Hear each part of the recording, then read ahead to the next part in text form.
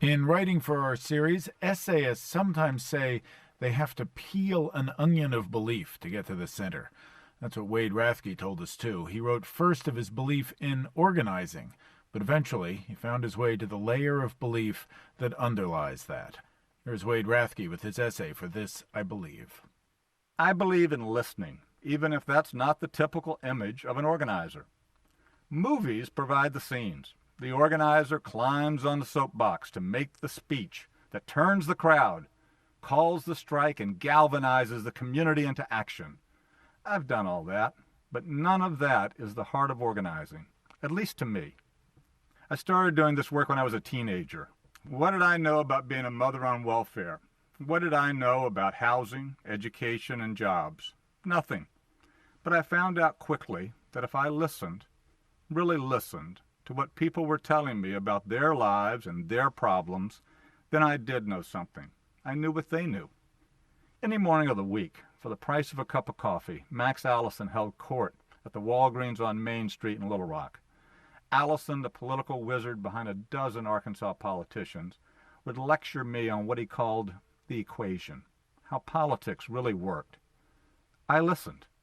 On long phone calls late at night, Mimi Ruth Williams taught me everything she had learned about dealing with the press from the 1957 school desegregation fights. I listened. The more people talked, and the more I listened, it became almost inevitable, maybe even irresistible, for us to organize and do something effective. I was just a young kid, filled with rage, fear, and passion, who wanted to make a difference, who wanted to be part of the sweeping changes all around me. 35 years later, this is still how I feel. When Hurricane Katrina happened, none of us knew up from down. We worried that New Orleans had become a biohazard zone, that houses would have to be demolished, that it would be irresponsible to help people to return. I was at a loss about what to do, how to organize. So I listened hard to our members who were dislocated and relocated. Longtime Acorn leader Paul Fernandez was fighting to prevent foreclosure on his flooded home in the lower Ninth Ward.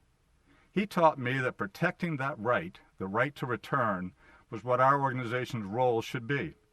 I had been lost, but listening showed me the way. Listening is good for everyone.